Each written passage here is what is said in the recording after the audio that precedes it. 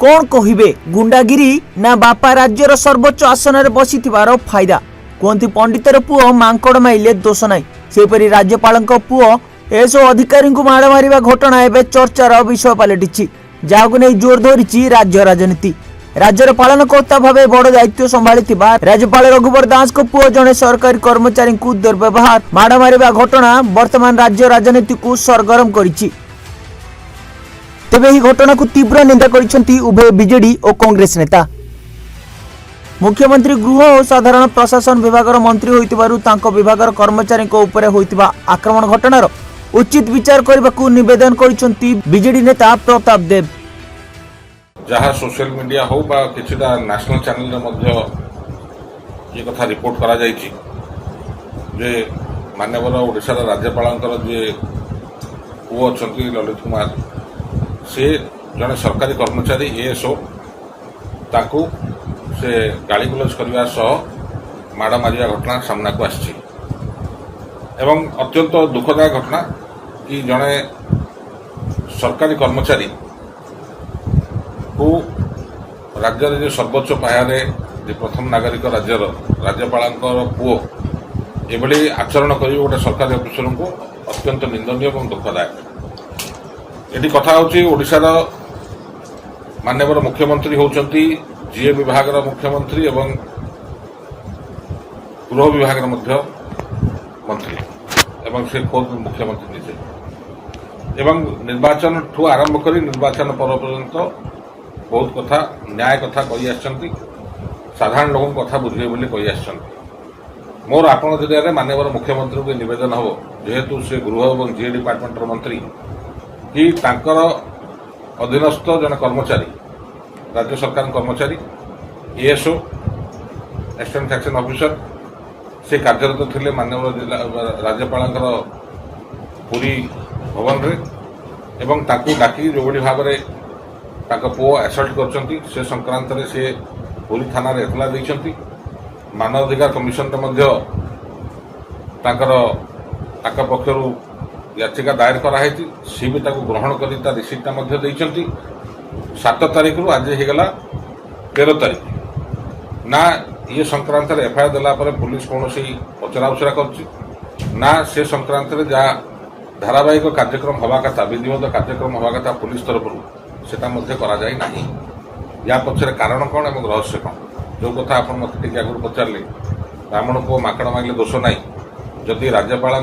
सुपुत्र जदि सरकारी कर्मचारी को यह भाव दुर्व्यवहार करेंगे आक्रमण करेंगे मारधर करेंगे एवं ताकू जदि राज्य सरकार शास्ति दे पार ना जो कथा कहशार जनसाधारण को न्याय दिज्व एटा केतुर शाणित हम और केतुर या लोक विश्वास करेंगे सरकारी कर्मचारी सरकार को विश्वास करेंगे एक प्रश्नवाची। विभिन्न समय आम राजनीतिक दल मैंने आम कर्मकर्ता माने ब्लॉक स्तर तो हो कि तहसिल हो कि जिला स्तर में अनेक समय सरकारी अफिसर सागर तेरीमेरी होता है किंतु दृष्टांतमूलक भाव में जब भी एभली घटना घटी चाहे जिलापाल हूँ चाहे एसपी हूँ तत्कालीन मुख्यमंत्री हूँ सबु विहित कार्यानुष्ठान ग्रहण कर अद्यावधि सरकार ये घटनावली चुप कहीं एक सन्देह सृष्टि कर सरकार आचरण पर एक प्रश्नवाची सृष्टि कर जरिए माननीय मुख्यमंत्री निवेदन करी कि ये छोटिया कथा नुहे छोट कर्मचारी हो पारती कि कथाटे छोटिया नुहे तेणु ये जिनस को आखि आगे रखी कर्तृपक्ष पुरी एसपी को से हिसाब से निर्देश देवा दरकार डीजीपी ओडिशा निर्देश देवा दरकार ये विषय जहाँ कार्यानुष्ठान ग्रहण करा ओडिशार जनसाधारण अपेक्षा करछंती कि कौन राज्य सरकार या विहित पदक्षेप नौ। सेपटे घटना को नहीं रास्ता को ओह्लाई छात्र और युव कांग्रेस राजभवन घेराव करने सह विक्षोभ प्रदर्शन करिसेंती युव छात्र कांग्रेस कर्मी माने। एभली परिस्थिति रे वर्तमान राज्यर नियम को नहीं प्रश्न सृष्टि होइछि।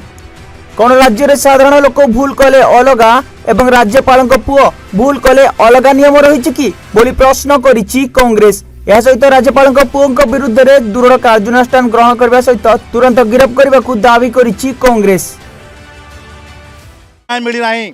युव कांग्रेस छात्र कांग्रेस चुप बस ना राजरास्त हो सारा ओडिशार निया लगे विरोध में आज गोटे गवर्नर को पुओ बोली ताप गोटे अलग आईन साधारण लोक गोटे अलग आईन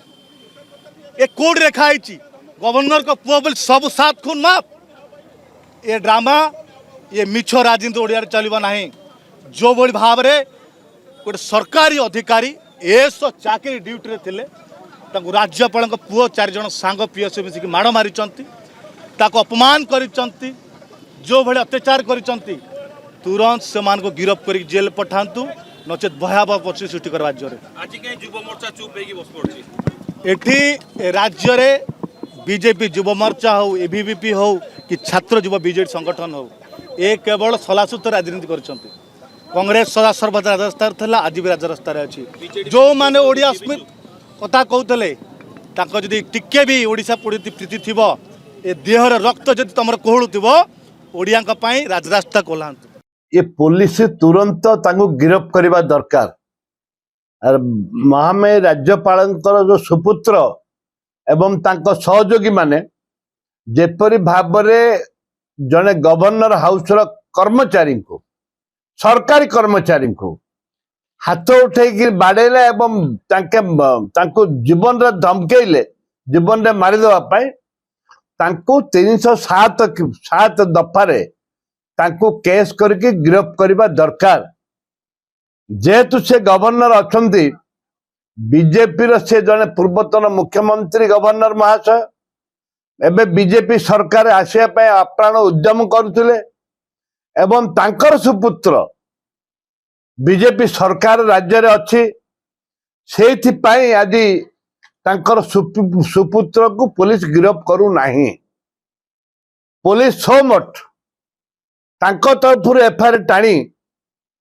तांको सोमठ पुलिस तांको तरफ एफआईआर टाणी तांको गिरफ्त करबा दरकार एवं तांको सहयोगी माने भी गिरफ्त होबा दरकार कांग्रेस ए घटना केमि देखुछि तीव्र निंदा करुछि कांग्रेस दल तीव्र निंदा करुछि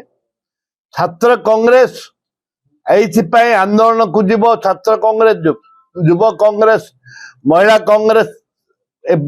एथिपाई आंदोलन को ओरेबे परिवार भी न्याय लागुछि कहउछन्ति से परिवार को न्याय देवा दरकार सरकार विधानसभा रे कथा आपण उठेबे निश्चित भाव में उठिब दरकार पड़े गवर्नर आसिले तांको विरोध करा जिवो।